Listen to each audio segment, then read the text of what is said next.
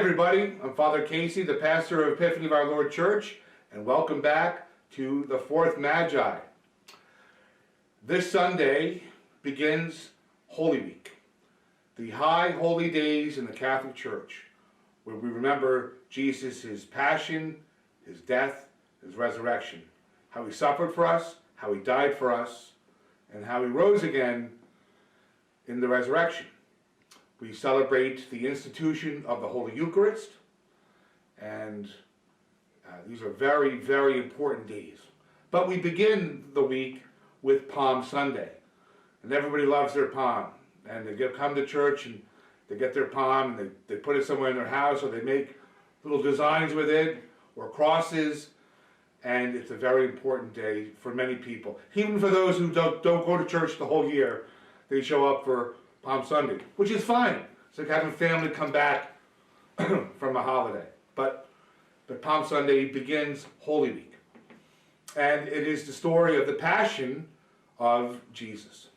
You know, that's why it's called Palm Sunday, but it's also called Passion Sunday, because we have the reading of the Passion. But it begins with the Lord's entry into Jerusalem. Now, over these past many weeks, and in the whole reading of the Gospel up until this point, we have been hearing about Jesus' miracles. We have heard and we've read about him, healing a blind man, reading hearts and minds of the woman of Samaria, raising Lazarus from the dead.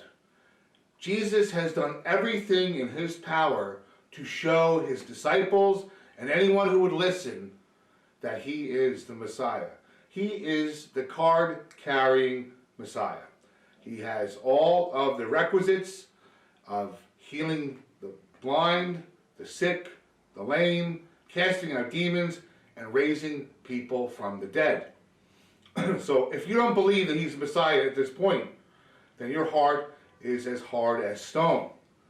But Jesus is welcomed into Jerusalem to cries of Hosanna in the highest, because they believe that he is the Messiah. The people that are shouting Hosanna in the highest. But it's interesting, Jesus enters Jerusalem on a donkey. And that is very significant in this gospel, because when a Messiah was going to enter a city, if you entered the city on a donkey, you entered the city as a peaceful king. But if you entered the city on a horse, you were a king of war, or a king of battle. So it's very significant that Jesus enters Jerusalem on a donkey, because he is the King of Peace. It's important for us to realize that. And that's a clue as to what he's going to come up against, because he is not the Messiah that everybody thinks and wants. He's not this political Messiah that is going to overthrow the Roman government, start a revolution, have a call to arms, and start some violent revolution in Jerusalem. And that's important, because that's kind of where people kind of get turned off, because it's not really what they want. They want a king that will make war on the Romans, but that's not Jesus. And Jesus is giving a good hint of that by making sure he enters the city on a donkey. So he enters the city of Jerusalem on this donkey with palm branches being laid down in front of him as a sign of respect and reverence.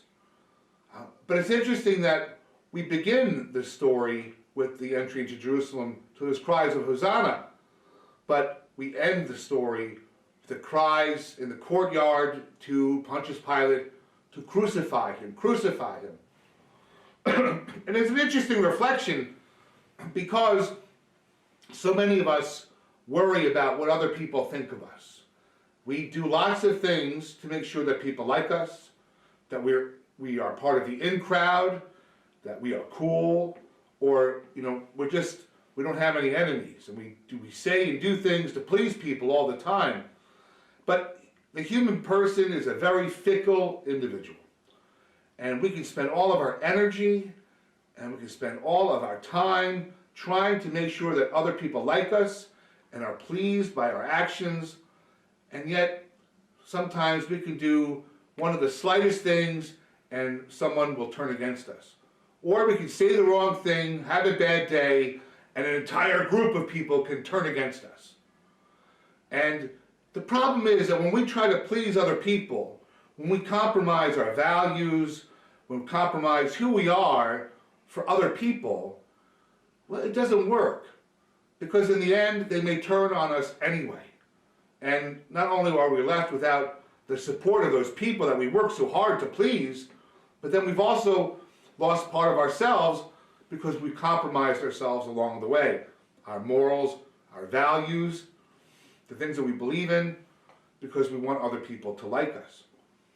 We must always remember this story of Jesus, who did so many incredible things, that he did deserve the cries of Hosanna in the highest. And that was on Sunday.